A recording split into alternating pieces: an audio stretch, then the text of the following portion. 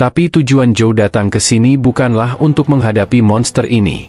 Ia memanggil Prisang, yang baru saja berevolusi ke kelas legendaris, sebuah perkembangan yang sudah ia perkirakan, mengingat sebelumnya ia telah memberinya banyak telur pendamping, yaitu semut terbang bersayap hitam dari kelas yang sama. Zhou memerintahkan Prisang untuk menyerang. Makhluk mungil itu dengan cekatan berhasil menjebak musuh. Namun, tak berlangsung lama, makhluk itu segera melepaskan diri dengan mudah. Sementara itu, Zhou memutuskan untuk menyusup masuk ke dalam sarang. Ia tahu bahwa angin Nin Agung milik Prisang tak cukup kuat untuk membunuh makhluk itu, tapi setidaknya bisa menahannya sejenak. Di dalam sarang, ia menemukan cairan kuning aneh. Karena penasaran, ia malah terjatuh ke dalamnya. Tiba-tiba, layar sistem menampilkan notifikasi. Anda telah mengonsumsi madu semut emas. Atribut esensi telah bertambah 1 poin. Zhou terkejut. Peningkatan esensi adalah sesuatu yang sangat langka di levelnya sekarang. Tapi sebelum ia bisa berpikir lebih jauh, makhluk itu kembali menerjang, meluncur sangat cepat dengan niat menyerang. Game berakhir, dan Zhou kagum dengan kecepatannya. Ia menyadari bahwa sejak mencapai kelas legendaris, statistik dasarnya meningkat drastis. Namun, kristal level rendah kini hampir tak berpengaruh padanya. Berbeda dengan madu semut emas, zat itu benar-benar efektif, hingga membuat Zhou mulai mempertimbangkan untuk mengonsumsinya lebih banyak. Ia juga teringat akan kepompong putih yang sempat dilihatnya di dalam sarang, yang kini semakin membangkitkan rasa penasarannya. Keesokan harinya, John Cape tiba di Universitas Sunset. Para gadis langsung memperhatikannya dengan mata penuh ketertarikan. Weigo menemaninya berkeliling kampus dan menyampaikan rasa terima kasih karena telah menerima undangan mereka. John pun merasa takjub melihat lingkungan kampus dan yakin bahwa ia akan belajar banyak selama berada di sini. Weigo menyebutkan bahwa ia mendengar John adalah jenius dari Universitas Chauvenan dan bahkan dijuluki Saint. Ia juga mengatakan telah menyiapkan pertarungan uji kemampuan melawan murid-murid terbaik Universitas Sunset, kecuali Huang Ji yang menolak karena sibuk dengan HTML dan JavaScript-nya. John tidak menunjukkan antusiasme berlebihan, tapi memang ingin bertukar teknik dengan para ahli dari Sunset. Hari itu juga, baku hantam diadakan di gedung pertempuran. Feng sedang bertarung melawan John, sementara Xiaolu mengamati dan berkomentar bahwa John mampu melawan mereka semua secara seimbang. Seorang siswa lain juga menyatakan bahwa John tampaknya belum menunjukkan seluruh kemampuannya, sebab penghakiman cahaya suci, salah satu teknik esensi warisan 6 keluarga pahlawan, belum ia gunakan. Pertarungan berakhir. Feng dan John saling memberi pujian, menghargai duel mereka yang berakhir seri. Wei pun memberi komentar bahwa kemampuan John memang pantas menyandang status jenius dari Chauvenan. John, dengan sikap tenang dan tak terkesan, justru mengakui kekagumannya. Universitas Sunset memang penuh dengan individu hebat sesuai reputasinya. Ia sempat terdiam, sebelum akhirnya berkata bahwa ia mendengar kabar tentang ujian terpadu kampus yang sangat ketat baru-baru ini. Ia menganggap semua yang hadir di sana adalah para ahli yang terkenal. Namun, yang paling membuatnya penasaran adalah ada seorang siswa yang masuk 10 besar, meski masih di kelas mortal. John mengatakan dengan jujur, jika ia tidak sempat mengenal siswa seperti itu selama berada di sini, ia akan sangat menyesal. Sementara itu, Zhou tengah merenungi kegagalannya menembus sarang semalaman. Ia mempertimbangkan kemungkinan bahwa semut terbang emas memiliki kecerdasan dan ketahanan yang jauh lebih tinggi dibandingkan semut hitam, terutama setelah melihat bagaimana makhluk itu sebelumnya bisa selamat dari angin Nin Agung. Ponselnya berdering. Nama Misuang muncul di layar. Adegan beralih ke kantor buang, tempat Zhou telah tiba. Di sana, ia terkejut melihat Sheng juga hadir dan mempertanyakan mengapa dia ada di sana. Sheng menjawab bahwa sebaiknya Misuang yang menjelaskan. Misang kemudian membuka pembicaraan. Ia menyampaikan bahwa mereka sedang mempertimbangkan untuk memberikan Zhou waktu istirahat dari kampus. Zhou bertanya apa maksud dari cuti ini, dan Misang menjelaskan bahwa seorang siswa pertukaran dari Universitas Chauvenan telah secara khusus menantangnya. Siswa itu adalah saudara dari Liz. Zhou bingung, bertanya-tanya siapa LZ itu. Sheng menjawab bahwa Liz adalah perempuan berambut merah yang dulu pernah mencoba membunuh Zhou, namun malah berakhir dalam kondisi kritis. Sementara itu, Buang sedikit kesal karena dua orang di hadapannya inilah pelaku utama yang menyebabkan semua ini. Misang melanjutkan, bahwa baik John maupun Liz berasal dari keluarga Cape, salah satu dari 6 keluarga pahlawan yang mewarisi kekuatan turun-temurun. Berbeda dengan Liz, yang belum sepenuhnya menguasai warisan keluarga, John sudah memilikinya secara penuh, fisik pahlawan dan entitas yang kuat. Itulah yang membuatnya dijuluki Saint dari wilayah barat. Misang mengakui bahwa ia sendiri tak tahu bagaimana Zhou bisa masuk ke dalam peringkat 10 besar. Namun, hal itu justru memicu John untuk menantangnya. Tujuannya jelas, balas dendam atas apa yang terjadi pada Liz. Pihak kampus sempat meragukan peringkat Zhou, tetapi mereka memilih untuk tidak menyelidikinya lebih lanjut karena keterikatan dengan keluarga Ang. Bila kekuatan Zhou tidak mencerminkan standar puncak kampus, maka hal itu akan menjadi aib besar. Oleh karena itu, lebih baik Zhou tetap berada di bawah perlindungan keluarga Ang. Di sisi lain, beberapa siswi mengerubungi John, mempertanyakan reputasi Zhou, lalu mengundangnya makan siang bersama. Saat itu juga, Ajin tiba-tiba muncul dan langsung menyerang John dengan tendangan, namun menghentikannya tepat di depan wajah John. John kebingungan, tapi Ajin menatapnya tajam dan langsung menantangnya. Ia tahu alasan kedatangan John dan tidak menyukainya. John mencoba menjelaskan bahwa semua ini hanya kesalahpahaman. Karena Zhou masuk dalam daftar petarung ahli dari kampus Sunset, ia hanya ingin menguji kemampuannya. Namun Ajin balik bertanya, kalau begitu, apakah John berani melawannya? John membalas dengan sindiran, apakah Ajin ingin melindungi reputasi sekolah ini, atau sebenarnya Zhou itu lemah dan telah berbuat curang dalam hasil ujian? Mahasiswa lain mulai mendukung pernyataan John, menuduh Zhou telah menipu. John menegaskan bahwa jika Zhou memang tidak bersalah, seharusnya dia tak bersembunyi di balik Ajin. Ia juga mengatakan bahwa dirinya tidak sabar menantikan pertarungannya dengan Zhou 3 hari lagi.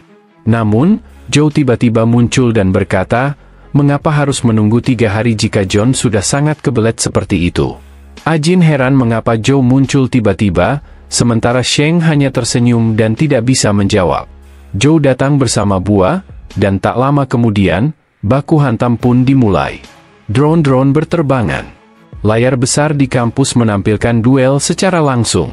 John berkata bahwa karena pertarungan ini menyangkut nama baik kampus, semua orang pantas menyaksikannya. Zhou hanya menjawab datar, terserah kau sajalah. Dari bangku penonton, Xuan mengkhawatirkan Zhou. Tapi Feng dengan percaya diri berkata bahwa Zhou akan menang. Ia bahkan membawa 2 tongkat lampu sebagai alat penyemangat untuk Zhou. Sementara itu, di arena, John mulai mengeluarkan beast pendamping miliknya. Ia mengatakan bahwa tidak akan mempersulit Zhou. Jika Zhou bisa bertahan menghadapi hewan pendampingnya selama 10 menit, maka ia akan mengaku kalah. Namun, Zhou meminta agar tantangan itu menjadi 1 menit saja. John pun setuju, bahkan menganggap itu lebih baik karena menurutnya, waktu itu sudah cukup untuk menghancurkan Zhou. Beast milik John langsung maju menyerang Zhou. Di saat yang sama, Zhou menegaskan bahwa maksud ucapannya sebenarnya adalah, dialah yang akan mengalahkan John dalam waktu 1 menit. Dari sisi lain, Buah mengamati sang kesatria tombak suci dari Istana Kesatria, tak lain adalah Lancelot, seorang kesatria legendaris dari Meja Bundar, sebuah pet legendaris yang dikenal memiliki kekuatan luar biasa. Sang ksatria menyerang dengan pedang sucinya, namun serangan itu langsung ditangkis oleh Jenderal Iblis milik Zhou yang muncul seketika dan menghentikan serangan itu dengan tangan kosong. Xuan terkejut dan bertanya-tanya kapan Zhou berhasil menjinakkan hewan pendamping itu. Di sisi lain, Ajin menyadari sesuatu, Jenderal Iblis milik Zhou bukanlah Jenderal Iblis mutan biasa. John mengernyit, menyaksikan bagaimana serangan dari kesatria tombak suci miliknya bisa ditangkis dengan mudah. Sang ksatria kembali melancarkan serangan, tapi Jenderal Iblis menghadapinya secara langsung tanpa ragu. Xuan berseru, mengatakan bahwa jika terus seperti ini, bisa jadi Zhou benar-benar akan mengalahkan kesatria suci dalam waktu kurang dari 1 menit. Namun John tidak percaya. Menurutnya, Beast miliknya bukan sesuatu yang bisa dikalahkan dengan mudah. Ia yakin Joe terlalu meremehkan warisan keluarga Kate. Namun saat kesatria pedang sucinya melepaskan tusukan yang menghancurkan, Jenderal Iblis membentuk bola penghisap aksara kertas dan memindahkan si kesatria langsung ke cengkeraman tangannya. Lalu setelah Jenderal Iblis menyerap leher sang satria suci dengan satu pukulan kuat astral menghancurkannya menjadi serpihan. Menyebut bahwa gelar mungkin terlalu dibesar-besarkan. F mengang puas berkata seperti yang diharapkan dari pelatihnya. Sementara itu, Ajin, ia tertegun melihat Jenderal Iblis milik Joe mampu menggunakan dua skill esensi unik. Sungguh luar biasa. Tiba-tiba John mengaktifkan tubuh Kaisar Suci miliknya sembari mengakui kalau Joe memang kuat. Lalu ia pun menyarankan agar mereka bisa bertarung secara langsung. Xuan berdiri dan berkata tak perlu dilanjutkan sebab hasilnya sudah jelas. Joe juga menegaskan kalau John sudah kalah, tidak ada yang perlu dilanjutkan. Namun John kali ini ia mempertaruhkan kehormatan keluarga Kate. Ia bertaruh dengan telur hewan pendamping kesatria pemberontak yang disebut-sebut juga mewarisi kekuatan Lancelot. Tanpa pikir panjang Joe langsung setuju dan bertanya soal aturannya. John menjawab, sederhana saja. Hadapi serangan teknik pemungkas warisan keluarga ke dan bertahanlah. Dalam sekejap, sebuah serangan kuat langsung menghantam Joe yang menciptakan ledakan luar biasa kuat. Xuan berteriak memanggil Joe dan John. Ia mengatakan kalau Joe terlalu sok kuat. Tapi ternyata sebuah serangan mencuat dari dalam ledakan yang langsung membuat John menjadi es batu. Sembari mengangkat kipas peri pisang, Joe menyatakan kalau John telah kalah. Lalu Joe maju menghancurkan es untuk membebaskan John dan mengambil telur kesatria pemberontak. Misang. Ia segera memerintahkan para medis untuk langsung memeriksa John. Sementara itu, Ajin, ia memandangi Joe dengan rasa bingung.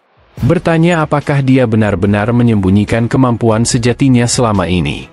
Malam itu di kamarnya, Joe memeriksa telur kesatria pemberontak yang baru saja ia dapat dengan ponselnya. Statistiknya luar biasa. Semua atribut di angka 19. Ia bahkan memiliki 4 skill nyaris menyamai kekuatan Jenderal Iblis. Joe heran. Kenapa John malah menggunakan kesatria tombak suci sebagai taruhan? Padahal kesatria pemberontak jauh lebih kuat. Lalu Joe membaca deskripsi lengkap di Google kesatria pemberontak Lancelot yang membawa kekuatan entitas seorang tokoh utama. Rupanya Lancelot pernah merebut hati Ratu Guinevere, kekasih Raja Arthur sang tuannya sendiri. Wah, Mobile Legend, kawan-kawan. Tapi Mimin tidak tahu Arthur itu hero apa. Kalau kalian tahu, tulis di komentar. Joe menyadari John kemungkinan tak berani menetaskan telur itu karena jenis entitasnya bisa menimbulkan efek samping besar terhadap sang pemilik. Di tempat lain, Misang sedang melakukan panggilan. Ia membahas performa Joe yang luar biasa hari itu, menyebutnya sebagai permata mentah yang hanya bisa diasah oleh orang tertentu. Terlihat orang di ujung telepon itu sedang menurunkan rantai ke dalam sumur gelap. Ia juga mengatakan ketertarikannya pada Joe, seorang murid yang rumit dan pantas untuk diuji. Ia berkata akan membuat pengaturan berdasarkan saran dari Misang. Lalu telepon ditutup dan lelaki itu melompat masuk ke dalam sumur. Adegan bergeser ke Joe yang menerima panggilan dari Xuan. Xuan menyampaikan bahwa Misang telah memposting tugas mereka dan mendesak Joe untuk segera bangun dari tidurnya. Joe mengecek tugas tersebut yang menjelaskan kalau mereka diminta untuk membunuh 10 beast golem perunggu di kota terlarang. Joe menegaskan menanyakan bukankah kota terlarang itu semacam wilayah dimensional yang berbahaya. Meyakinkan bahwa itu tidak berbahaya sebab ia sendiri sudah pernah ke sana dan memastikan hal itu. Kota terlarang itu adalah salah satu kota bawah tanah paling dalam di jaringan bawah tanah Luyang. Kota itu dipenuhi makhluk dimensi kelas perunggu dan saat ini yang tertinggi hanya mencapai kelas legendari. Namun, ada satu aturan aneh. Kekuatan misterius kota itu mengganggu kontra pendamping sehingga tidak ada makhluk pendamping yang bisa dipanggil di dalamnya. Setelah beberapa waktu, Joe dan Xuan tiba di kota itu dan mereka langsung disambut oleh beast golem perunggu kelas legendari. Mereka terus menghindar dari serangan ganasnya dan semua serangan balasan mereka tampaknya tidak memberikan efek. Saat Xuan akhirnya berhasil mendaratkan pukulan, ia sadar bahwa pertahanan sang binatang justru memantulkan serangan, memaksa mereka mundur. Zhou pun menggunakan aura pedang bintang dan kali ini berhasil menembus pertahanan makhluk itu. Xuan mendesaknya untuk melanjutkan serangan. Namun, Zhou menggelengkan kepala. Mananya sudah habis membuat terkejut karena Zhou telah kabur lebih dulu. Mereka lari ke tempat aman dan Xuan menyebutkan bahwa informasi dari Misang ternyata tidak akurat. Binatang ini seharusnya menjadi musuh biasa, namun kenyataannya seperti tembok besi yang sangat keras. Sementara Zhou, ia menemukan sebuah tanda Dungeon dan tanpa berlama-lama langsung mencekreknya. Ia berpikir walaupun lawannya sulit, setidaknya benda ini tidak terlalu sulit untuk ditemukan. Mengomel, bertanya apakah Zhou mendengarkannya. Ia menekankan bahwa tugas ini cukup berbahaya, apalagi karena mereka tidak bisa menggunakan bis pendamping. Dalam hati Zhou, memang benar ia tak bisa merasakan koneksi dengan para pendamping saat masuk ke kota ini. Tetapi Prisang dan Diting adalah pengecualian. Bahkan Zhou masih bisa mendengarkan perbincangan dua makhluk itu di dalam tubuhnya. Tapi agar tidak menarik perhatian, Zhou memutuskan untuk merahasiakan hal ini. Menurutnya, lebih baik mengikuti aturan kota dengan menjaga petnya tetap tersembunyi. Zhou berkomentar, makhluk itu memang punya pertahanan kuat, tapi bukan berarti tak bisa dikalahkan. Jika dicari dengan teliti, mereka pasti punya titik lemah. Mengangguk menambahkan walau info yang mereka dapatkan tidak tepat, makhluk itu masih bisa dikalahkan. Tapi jika teman-teman sekelas mereka yang masih kelas mortal melakukan kesalahan, nyawa bisa jadi taruhannya. Zhou meyakinkan. Ia berjanji akan menemukan solusi agar semua teman sekelas mereka bisa menyelesaikan tugas ini dengan aman. Terdiam sejenak lalu berkata bahwa Zhou terlalu baik. Tapi Zhou menambahkan, hal ini juga akan laku jika dijual. Lalu hasilnya akan ia investasikan pada senior Huang Ji. Setelah kembali ke rumah, Zhou mulai mencoba berbagai strategi. Dalam game, ia bertarung melawan makhluk yang sama dan memperhatikan satu hal penting. Gerakan makhluk itu memerlukan energi. Saat makhluk itu bergerak, aliran energi berpindah membuat bagian tubuh tertentu menjadi lemah untuk sesaat. Zhou menyadari titik lemah makhluk itu berpindah-pindah tergantung pada gerakannya. Dan untuk bisa mengalahkannya, ia perlu mencatat titik-titik lemah itu secara sistematis. Ia menyusun strategi rinci yang bisa digunakan oleh murid kelas mortal berisi rekaman gerakan dan momen tepat untuk menyerang. Setelah selesai, Zhou mengirimkan file itu ke Xuan.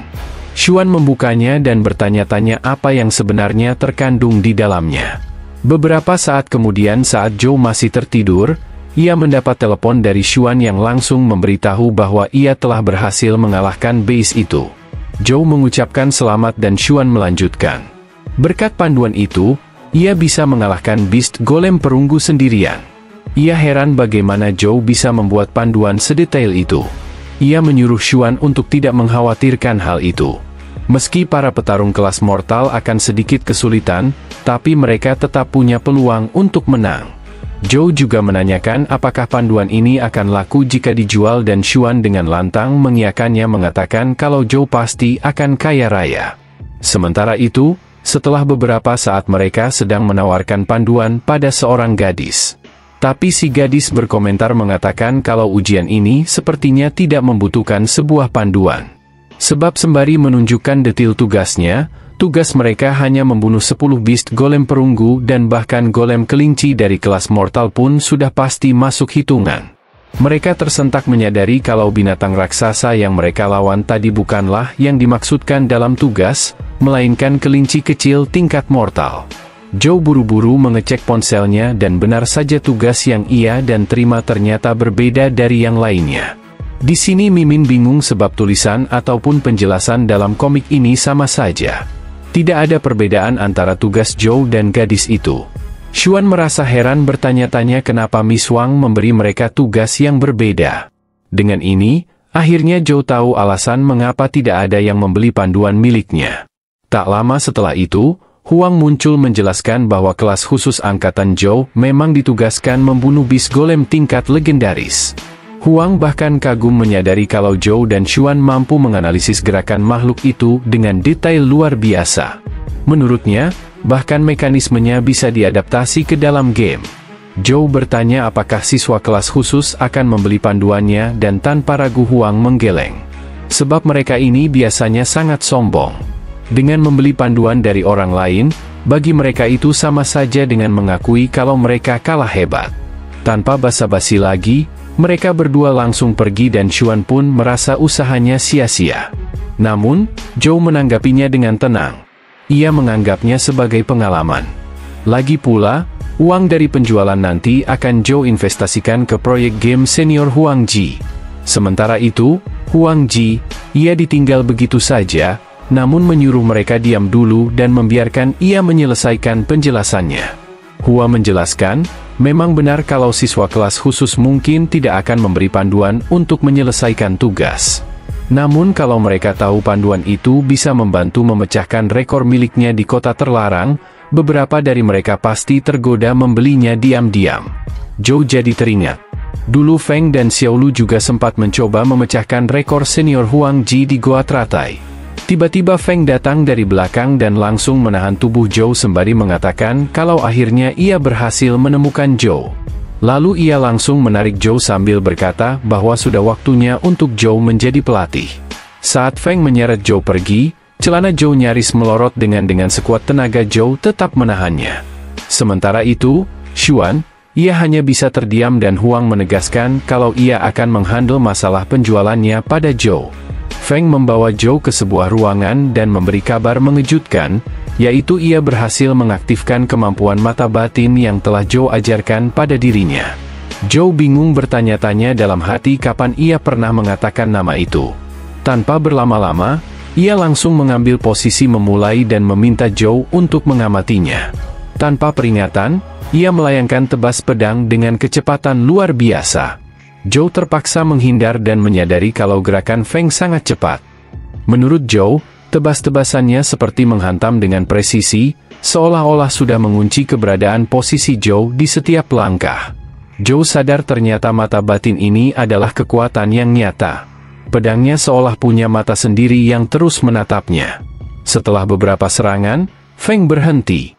Ia menjelaskan bahwa setiap objek bergerak pasti mengganggu aliran udara dan dengan cukup fokus, seseorang bisa melihat pergerakan melalui gangguan tersebut tanpa menggunakan mata. Tapi Feng mengakui kalau penglihatannya masih kalah jauh jika dibandingkan dengan Zhou.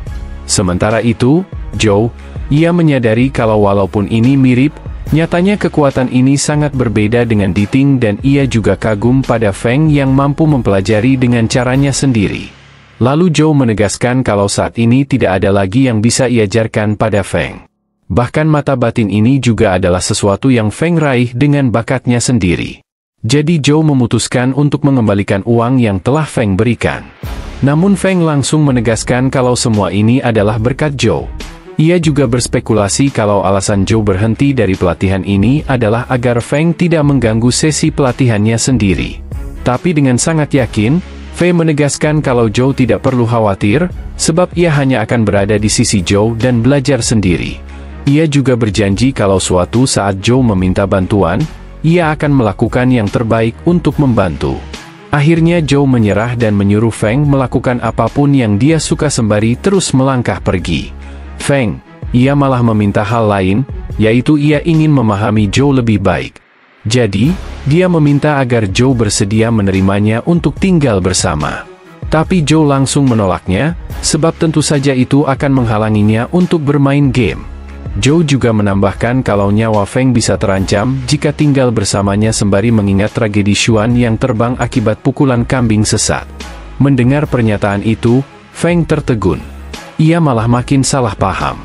Berpikir kalau Zhou pasti diam-diam melakukan pelatihan yang ekstrim.